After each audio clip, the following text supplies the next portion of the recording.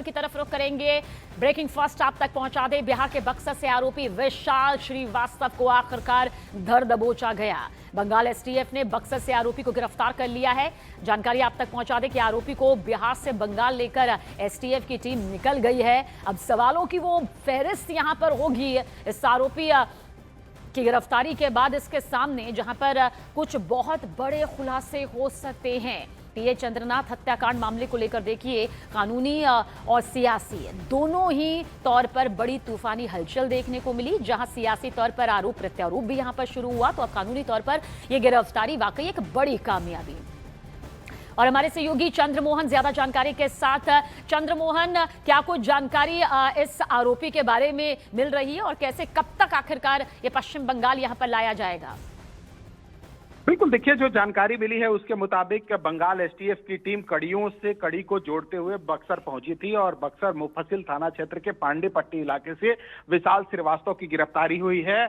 और जो पुलिस है, एसटीएफ की टीम है, वो बंगाल लेकर जा चुकी है। और सबसे अहम बात यह है कि विशाल श्रीवास्तव तकरीबन 1 दर्जन मामले में अब तक अभियुक्त है, जिसमें लूट, हत्या, अपहरण जैसे संगीन वारदात इसके खिलाफ दर्ज है, न सिर्फ बक्सर बल्कि बक्सर के आसपास में। और यही वजह है कि बिहार एसटीएफ की टीम और बंगाल एसटीएफ की टीम दोनों मिलकर पूरे मामले की जांच कर रही है। और जो अब तक जानकारी सामने आई है उसके मुताबिक शुभेंदु अधिकारी के जो पीए की हत्या हुई है उसमें इसकी सहभागिता हो सकती है।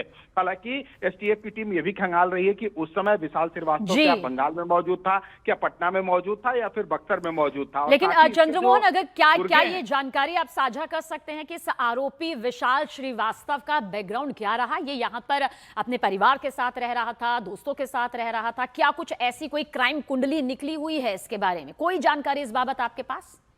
बिल्कुल, देखिए, 1 दर्जन इसके खिलाफ मामले दर्ज हैं, जिसमें लूट, हत्या, अपहरण जैसे संगीन वारदात बक्सर और बक्सर जिले के आसपास के जिले में भी इसके खिलाफ आपराधिक मामले दर्ज हैं। और कई दिनों से फरार भी किसी मामले में चल रहा था। लेकिन जो जानकारी मिली है उसके मुताबिक पांडेपट्टी इलाका, जो मुफस्सिल थाना बक्सर जिले में पड़ता है, बक्सर शहर में पड़ता है, वहां पर ये पहुंचा हुआ था।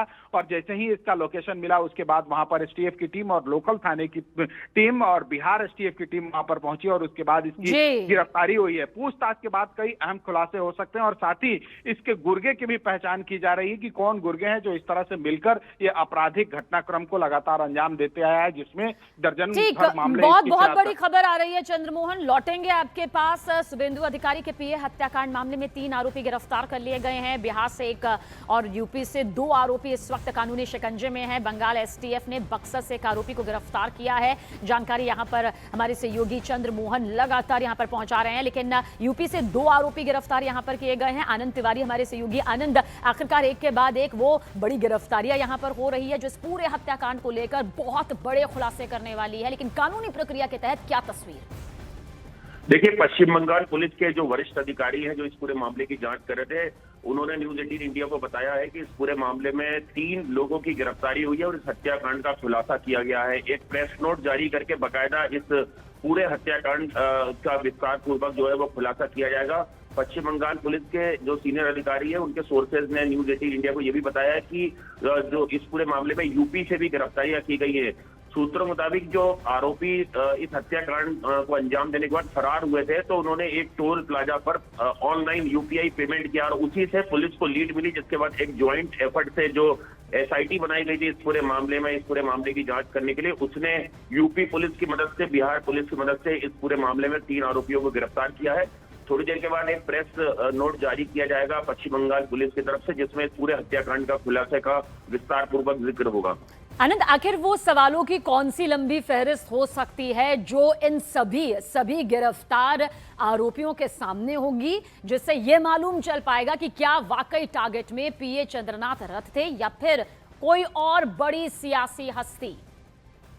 देखिए, बहुत सारे ऐसे सवाल हैं जिनका खुलासा होना अभी बाकी है कि ये जो लोग पकड़े गए हैं ये क्या केवल महज गुर्गे हैं, शूटर हैं, या ये मास्टरमाइंड है? क्योंकि जाहिर सी बात है, जिस तरीके से इस शूटआउट को अंजाम दिया गया था उससे ये बिल्कुल साफ था कि प्रोफेशनल शूटर्स थे जिन्हें की अत्याधुनिक हथियार चलाना आता है। उन्होंने बाकायदा रेकी की, उनके पास से अत्याधुनिक हथियार बरामद किए गए हैं और जिस तरह के हथियार बरामद किए गए थे, जिनके कार्टिजेस मौके से मिले थे, उनका इस्तेमाल पहले भी भारत में जो कई हाई प्रोफाइल किलिंग्स हुई हैं उसमें इस तरह के हथियारों का इस्तेमाल किया गया है जो विदेशी हथियार हैं।